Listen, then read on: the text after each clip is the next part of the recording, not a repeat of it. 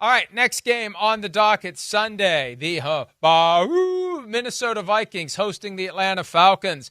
Kirk Cousins, if you haven't heard, going back to Minnesota, place where he was the starter for 6 years. It's his first game back in that building since that awesome Monday night game against the 49ers that finally got me to pull the last petal on the flower, and it was, he loves him. But alas, 6 days later, the Achilles tendon popped, and that was that for Kirk Cousins in Minnesota. They are 10-2. I am 10-2 in Vikings games this year straight up, and 10-2 in Vikings games against the spread, and I don't always pick the Vikings. 5.5-point favorites, 46 over under. Who do you have? Well, you go Kirk first. Cousins you or know Kirk it. Cousins Your former favorite team? quarterback or your second favorite team? Who do you got here? Yeah, I think Kirk Cousins is going to rebound from what we saw the past 3 weeks.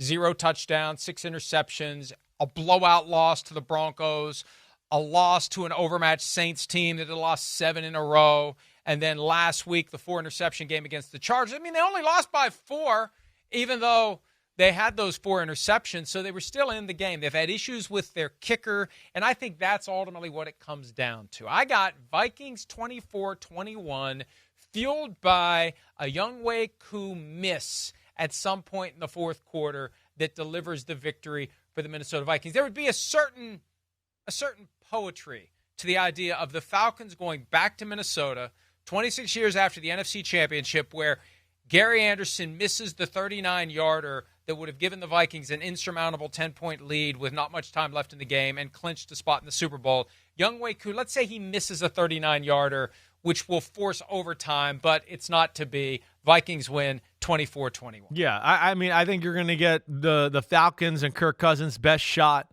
the way the team's played as of late, losing streak. He hasn't played well, right? He's going to be on his game, going back to Minnesota like you talked about, all those things. I think those are all going to be motivating factors for Kirk Cousins. The rest of the team will feel that as well, let alone they're going to feel like, hey, we got to start getting back on the right track here if we want to win the NFC South and all of that. But I don't think it's going to translate to a win. I don't.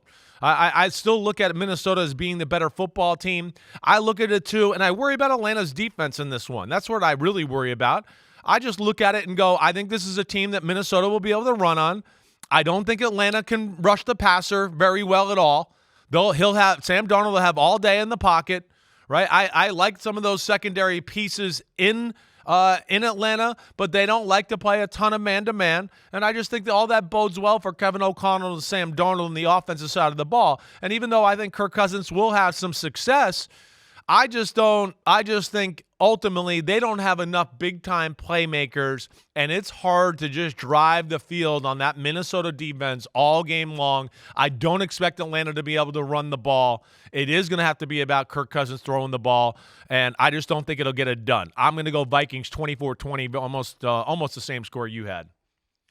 Yeah, and we both have the Falcons covering the 5.5-point spread, so we're both threading the needle there, which has worked well for me recently for some reason. Okay. Yo, homies. Thanks for watching. Yeah, it's time. The NFL season is here on Chris Simms Unbuttoned. You can hit subscribe to get all the weekly picks, plus our Sunday recaps as the games are happening. Oh, you know it. Nobody does that better than us. Thanks again for watching. Remember to subscribe. Peace out. We'll see you next time on Unbuttoned.